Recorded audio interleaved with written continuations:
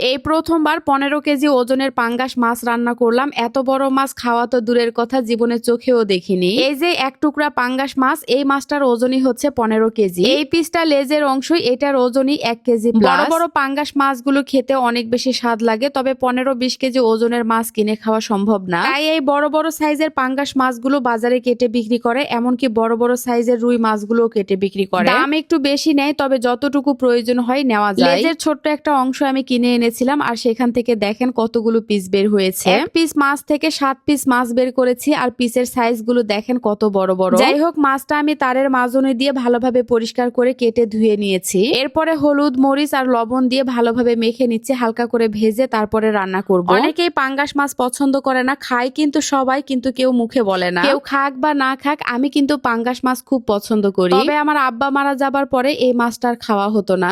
আব্বা মারা যাবার একদিন আগে আমার জন্য বড় একটা পাঙ্গাস মাছ কিনে এনেছিল, যেই মাছটা আমার খাওয়ার ভাগ্য হয়নি। মাছটা না খেয়ে আমি বাড়ি থেকে চলে আসি, আর এটা দেখে আমার আব্বা খুব মন খারাপ করেছিল। পরের দিন সন্ধ্যার দিকে আমার আব্বা মারা যায়, আর তারপর থেকে এই মাছটা আমি খেতাম না। ভেবেছিলাম বাপের হাতে কেনা মাছটা যেহেতু খেতে পারিনি, তাই এই মাছটার সারা জীবনেও খাবো না। যাই হোক, মাছগুলো হালকা করে ভেজে উঠিয়ে নিলাম, আলু আর টমেটো দিয়ে রান্না করব। এদিকে করলা ভাজি বসিয়ে দিয়েছিলাম, তো করলা ভাজিও রান্না করা হয়ে গেছে। আজকে কিন্তু সবই ভাজি রান্না করা হয়েছে। মিষ্টি কুমড়া ভাজি করেছি, বেগুন ভাজি করেছি, সেই সাথে করলা ভাজিও করেছি। ফ্রিজে সবজি থাকলে নষ্ট করতে ইচ্ছে করে না, তাই এভাবেই রান্না করা হয়। আলু আর টমেটো কষিয়ে নেওয়ার পরে ঝোলের জন্য পানি দিয়েছিলাম, তারপরে ভেজে রাখা মাছগুলো দিয়ে দিলাম। মাছের তরকারি রান্না করতে তো সময় লাগে না, 5-7 মিনিট পরেই আমার তরকারিটা রান্না করা হয়ে গেল। পিসগুলো তো একটাও ভেঙে যায়নি, আমি খুব যত্ন সহকারে তরকারিটা রান্না করেছি। ঝোলের পরিমাণ বেশি রেখে তরকারিটা নামিয়ে নিলাম। রান্না বান্না শেষ, আরিয়ান বাবু বায়না ধরে সে নুডলস খাবে। বেশি করে নুডলস রান্না করে ফ্রিজে রেখে দিব, রাতে যেন কিছু রান্না করতে না হয়। নুডলসের সাথে দেওয়ার জন্য এখানে আমি গাজর, ক্যাপসিকাম, ব্রোকলি, পেঁয়াজ আর মরিচ কেটে নিয়েছি। বাসায় গ্যাস থাক বা না থাক, ঘরে যদি এরকম একটা মাল্টি কুকার থাকে, তাহলে রান্না নিয়ে আর কোনো চিন্তা করতে হয় না। এই মাল্টি কুকারটাতে সব ধরনের রান্না করা যায়, যেমন ভাজি, ঝোল, ভাত, খিচুড়ি, বিরিয়ানি সবই রান্না করতে পারবেন। তেল খরচ খুবই কম হয়, আবার বিদ্যুৎ বিলও সাশ্রয় হয়। 3 বেলা রান্না করলে হয়তো 10 টাকার মতো বিল আসে। আমি যেহেতু আগে কারি কুকারে রান্না করতাম, কারি কুকার আর এই মাল্টি কুকার সেম জিনিস। যারা মেসে থাকে অথবা ব্যাচেলর আছেন, তাদের জন্য কিন্তু এই মাল্টি কুকারটা খুবই প্রয়োজনীয় একটা জিনিস। রুমের মধ্যে এটাতে বসে খুব সহজেই রান্না করা যাবে, আর রান্না পুড়ে যাওয়া কিংবা লেগে যাওয়ার কোনো ভয় নেই। আমি তো মোটামুটি সব ধরনের রান্নাই এটাতে করি, আর আপনাদের সাথে শেয়ারও করেছি। অনেক রান্নাই তো এটাতে করা হয়েছে, আর আজকে দেখেন কত সহজে নুডলসও রান্না করে নিলাম। কোয়ালিটির কথা যদি আপনারা বলেন, তাহলে আমি এক কথায় বলবো, TQIU ব্র্যান্ডের সব কয়টা প্রোডাক্ট অনেক বেশি ভালো। চাইলে আপনারাও নিতে পারেন। আমি এই মাল্টি কুকারটা নিয়েছি TQIU ফেসবুক পেজ থেকে। পেজের নামটা ক্যাপশনে দেওয়া আছে, যারা নিতে চান অর্ডার করতে পারেন। আমার রান্না বান্না শেষ, আজকের মতো এখানেই বিদায় নিচ্ছি। সবাই ভালো থাকবেন, সুস্থ থাকবেন, আর ভিডিওটা ভালো লাগলে শেয়ার করবেন। আল্লাহ হাফেজ, টাটা।